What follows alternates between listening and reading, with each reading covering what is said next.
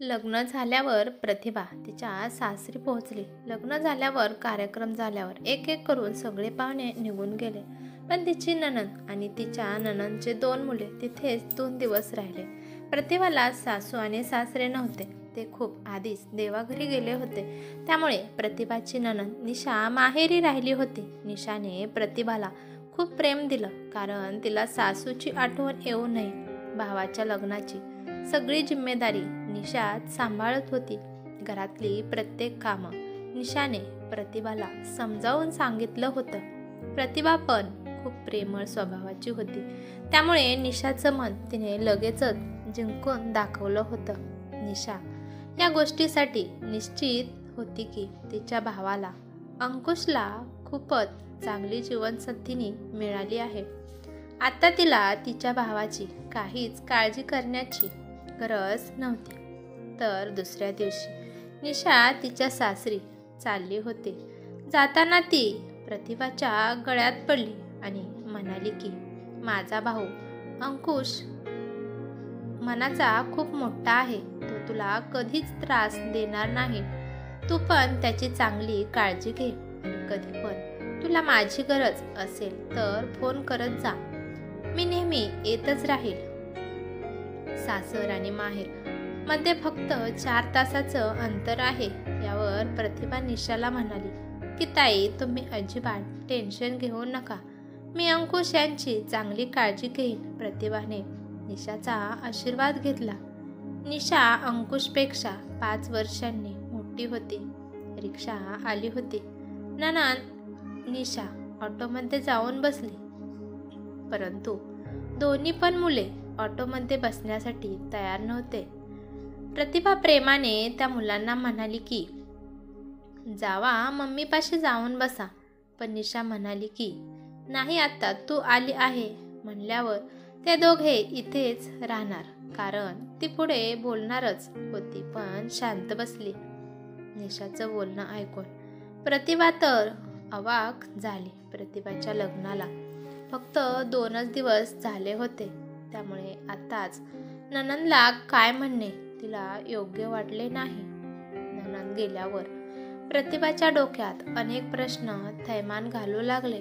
तिला वाटू लागलं की निशा आपली नणंद यामुळेच आपल्यावर स्नेह दाखवत होती की मी त्यांच्या मुलांची सारी जिम्मेदारी घ्यावी.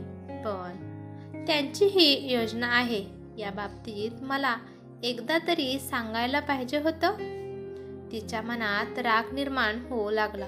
आपल्या मनाने तिच्या मुलांची जबाबदारी माझ्यावर सोपवली आहे असा तिचा संशय आला होता आणि तो संशय तिला काढायचा होता.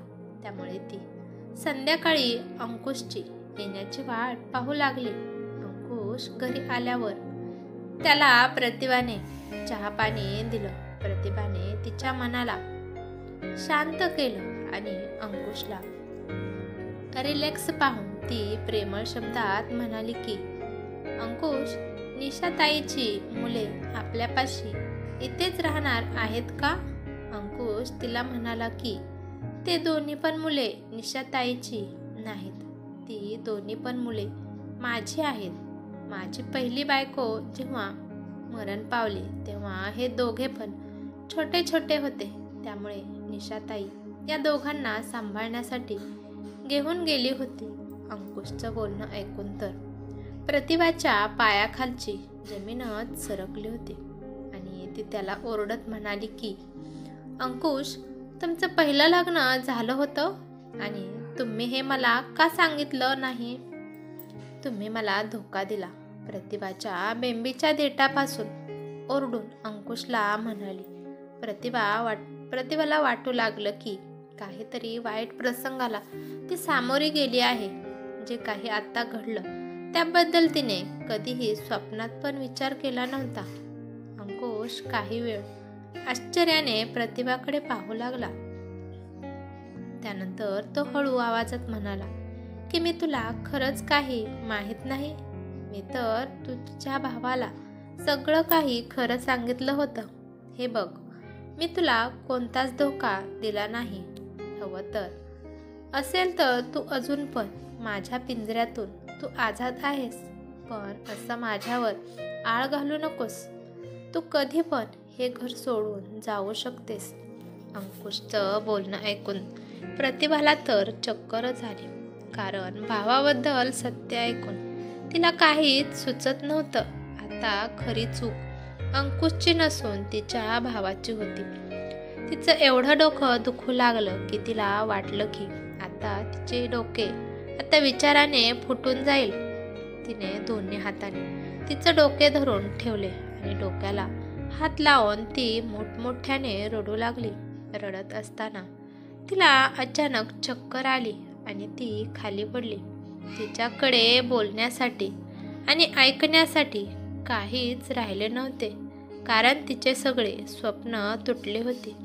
तिच्या शरीरातून प्राण गेल्यासारखं तिला वाटू लागलं. थोड्या वेळाने ती तिच्या जागेवरून उठली आणि सोफ्यावर जाऊन विचार करत बसली. पण प्रतिभाच्या डोक्यामधल्या विचाराने तांडव रोज ठेवलं होतं. जुन्या आठवणी पावसासारख्या बरसू लागल्या. तिचे वडील तर ती लहान असतानाच देवाघरी गेले होते. तिच्या आईनेच तिचा आणि तिच्या भावाचा सांभाळ केला होता. तिच्या आईने तिच्या भावाला शिकवून नोकरीला लावलं होतं. जेव्हा प्रतिभा कॉलेजमध्ये शिकत होती तेव्हा ती तिचे स्वप्ने विणत होती. आईच्या सहवासात तिला सर्व काही मिळत होतं. पण अचानक तिच्या आईला हार्ट अटॅक आला आणि त्यात तिची आई गेली. प्रतिभाचा भाऊ तिच्यापेक्षा 6 वर्षांनी मोठा होता. त्यामुळे प्रतिभाच्या भावाचं लग्न जेव्हा आई होती तेव्हा आईने करून दिलं होतं. आई गेल्यावर भाऊजाई आणि भाऊ या वहिनी दोघात तिच्याबद्दलचे विचार खूप बदलले. ते दोघे पण प्रतिभाला आता प्रतिभा त्यांचं ओझं आहे असं समजू लागले. प्रतिभाचं ग्रॅज्युएशन झाल्यानंतर पुढे तिला काही शिकवून दिलं नाही. तिला नोकरी करायची होती, पण वहिनीने आणि भावाने परमिशन दिली नाही. त्यामुळे प्रतिभा घरीच राहत होती. तिची वहिनी पण ऑफिसला जात होती.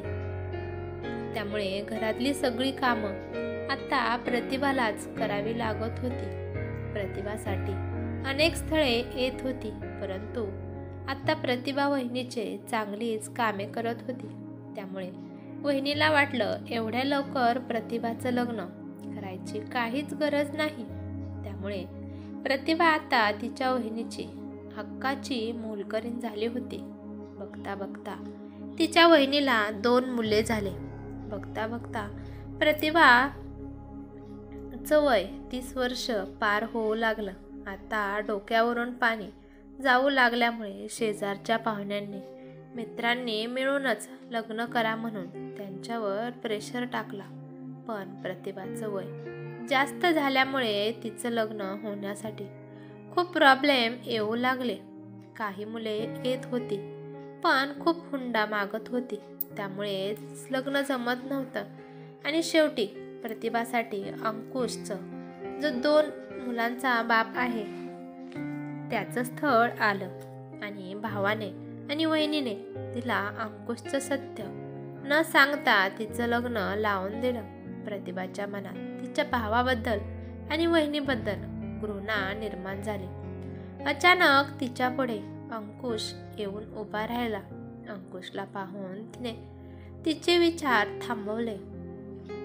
अंकुश तिच्यापाशी बसला आणि म्हणाला की हे बघ प्रतिभा, तुझ्यासोबत जे काही घडलं ते खूपच वाईट घडलं, पण असं दुःखी राहिल्यावर गेलेली वेळ परत येत नसते. हे बघ, आता उठ आणि शांत मनाने या समस्येचे निरासन कर. तू जो पण निर्णय घेशील तो निर्णय मला मान्य आहे आणि तोपर्यंत तू या घरची पाहुणी आहेस. मी तुला स्पर्श पण करणार नाही. मी तुझं आयुष्य बर्बाद करू शकत नाही. तू म्हणत असशील तर मी आत्ताच तुला तुझ्या भावापाशी सोडून येतो. ती म्हणाली, भावापाशी जाऊन मी काय करू? माझ्या भावाला खरंच माझा आनंद पाहिजे असता तर त्याने माझ्यासोबत एवढा मोठा धोका केलाच नसता. मला त्यांच्या घरी जायचं नाही. आणि असं म्हणून प्रतिभा रडू लागली. पण एका मिनिटातच तिने तिचे अश्रू पुसले आणि काम करू लागली. दुसऱ्या दिवशी सकाळच्याच वेळी तिच्या नणंदचा निशाचा फोन आला. प्रतिभाला कळालं की रात्री जे काही घडलं ते सगळं अंकुशने निशाला सांगितलं असेल. त्यामुळेच तिचा फोन आला आहे. तिकडून निशाचा आवाज आला, हे बघ प्रतिभा, आम्ही काही सुद्धा लपवून ठेवलं नाही. आम्ही सगळं सत्य तुझ्या भावाला सांगितलं होतं. आम्हाला वाटलं की तुझा भाऊ याविषयी तुला कल्पना देईल. हे बघ, तुझ्या आयुष्यात आता अडथळे 2 मुले आहेत, तर काळजी करू नको. आधी पण ती मुले माझ्यापाशीच राहत होती आणि आता पण त्या मुलांची जबाबदारी घेण्यासाठी मी तयार आहे. पण प्लीज प्रतिभा, तू माझ्या भावाला अंकुशला सोडून जाऊ नकोस. खूप वर्षानंतर माझ्या भावाच्या आयुष्यात तुझ्या रूपाने आनंद आला आहे. तो खूप मुश्किलीने या लग्नाला तयार झाला होता. ती भरल्या डोळ्यांनी म्हणाली की ठीक आहे. यापुढे प्रतिभा काहीच बोलली नाही. प्रतिभा तिचे विचार मांडण्याच्या आधीच तिच्या नणंदमुळे तिचे रस्ते मोकळे झाले होते. तिने अजून एकदा नव्याने विचार करण्याची सुरुवात केली. तिला तिच्या भावाकडे जाऊन अजून ते जीवन जगायचं नव्हतं. ती एक असह्य मुलगी जर एकटी राहिली तर दुनिया त्याची काय हालत बनवते हे पण तिला माहीत होतं. पण ती विचार करते की जर तिचं लग्न झालेल्या मुलासोबत झालं असतं तर तो मुलगा अंकुशसारखा एवढ्या संस्कारी निघाला असता का? असे प्रश्न तिच्या डोक्यात घोळू लागले.